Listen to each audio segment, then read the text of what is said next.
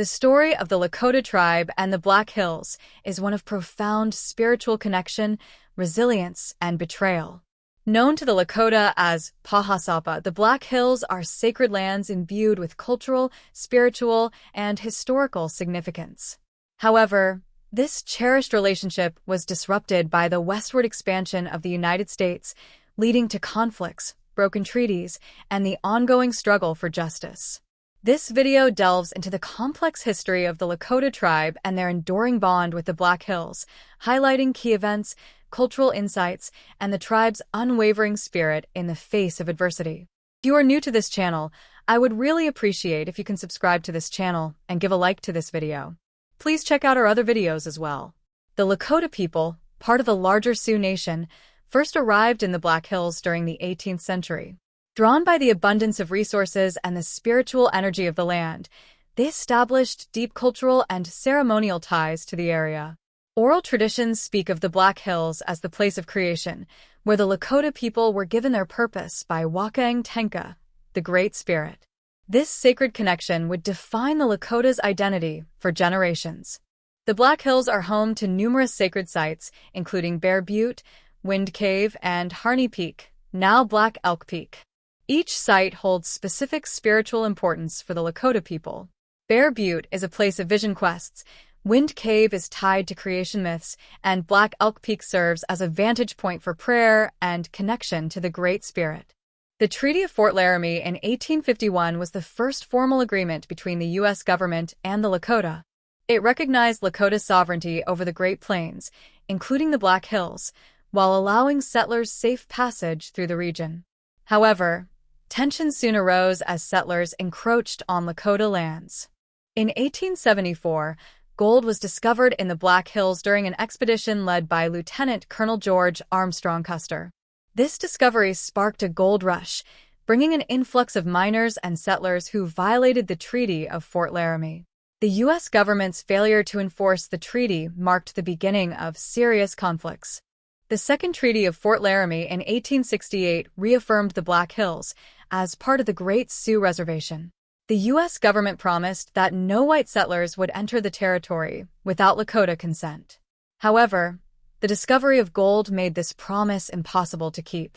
The Red Cloud's War, 1866 to 1868, was a series of conflicts between the U.S. Army and the Lakota. This war culminated in the Lakota's victory, leading to the Treaty of Fort Laramie in 1868. Red Cloud's leadership demonstrated the Lakota's determination to protect their lands.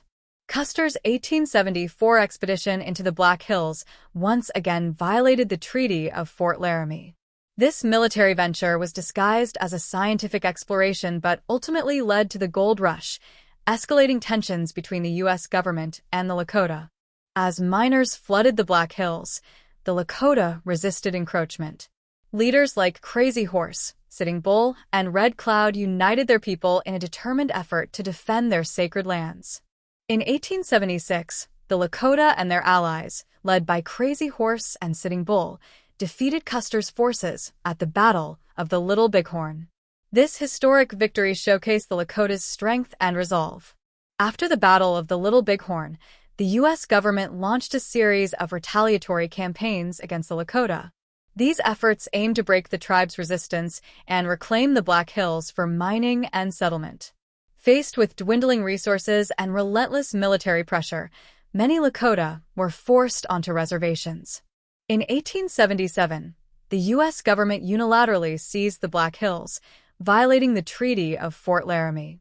Despite Lakota protests, the region was open to settlers and miners, marking a significant loss for the tribe.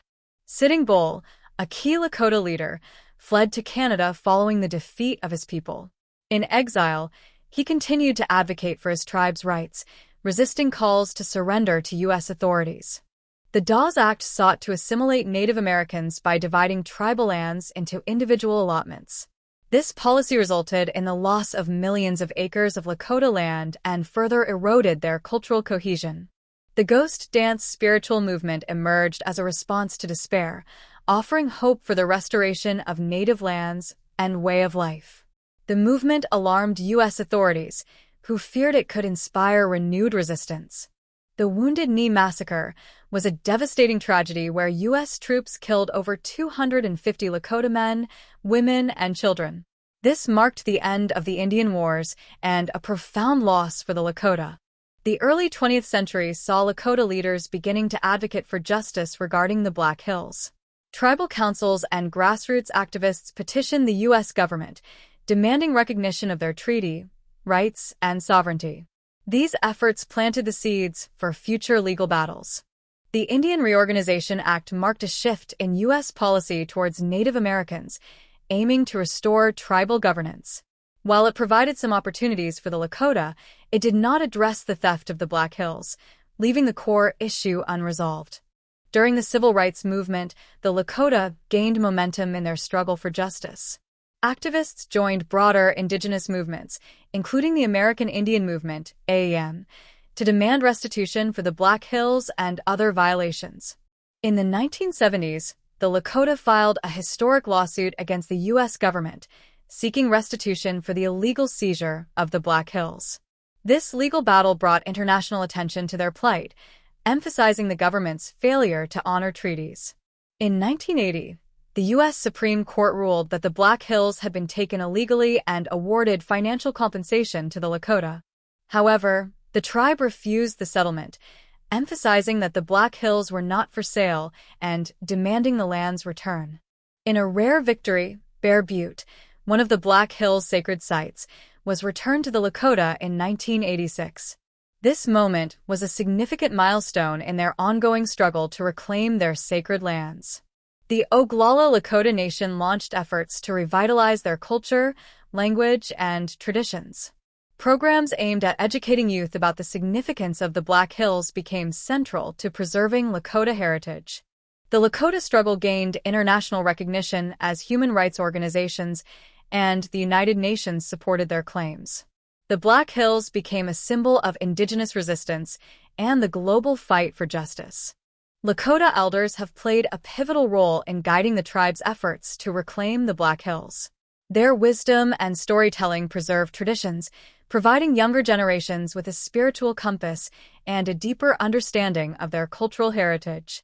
In the 21st century, the Lakota have amplified their efforts to reclaim the Black Hills through both legal and grassroots activism. Tribal leaders have formed coalitions, leveraging public awareness campaigns to demand the return of their sacred lands. These initiatives emphasize land stewardship, connecting traditional Lakota values to contemporary environmental issues. The protests against the Dakota Access Pipeline in 2016 brought renewed attention to Indigenous land rights, including the Black Hills. While centered on water protection, the movement highlighted ongoing struggles for sovereignty and justice. Many Lakota leaders participated, connecting their fight to the broader Indigenous movement. Lakota youth have emerged as a powerful force in advocating for the Black Hills. Through social media campaigns, cultural events, and political activism, they are ensuring that their generation carries forward the fight for justice and the preservation of Lakota heritage. Despite the spiritual significance of the Black Hills, economic disparities on Lakota reservations remain a challenge. Tribal leaders advocate for sustainable development and economic independence while staying true to their cultural values. These efforts include renewable energy projects and tourism initiatives focused on Lakota culture. The Black Hills have become a national symbol of the unresolved injustices faced by Native Americans. The contrast between Mount Rushmore, a monument to U.S. presidents, and the Lakota's sacred sites underscores the cultural and historical tensions surrounding the land. The Lakota have joined forces with other Sioux tribes and Indigenous nations to strengthen their claims. United under shared goals, these alliances have increased political leverage and reinforced cultural connections. Recent legal efforts focus on revisiting the 1980 Supreme Court decision and negotiating the return of specific Black Hill sites. These actions emphasize that land, not monetary compensation, is the only acceptable resolution. The Lakota have developed cultural tourism programs to share their history and spirituality while fostering understanding and respect. These initiatives aim to educate visitors about the Black Hills' significance and the Lakota's ongoing struggle. The Lakota advocate for the Black Hills as a protected area, aligning traditional beliefs with modern conservation efforts. Their vision includes restoring the land's natural balance and preventing further exploitation. Programs focused on Lakota youth ensure that the tribe's traditions, language, and history are preserved. These efforts are vital for maintaining cultural continuity and empowering future leaders in the fight for justice. The Lakota's fight for the Black Hills continues, representing not just a battle for land, but a broader struggle for dignity, sovereignty, and respect. Their resilience serves as a testament to the enduring power of cultural identity and the unbreakable bond between people and their sacred lands.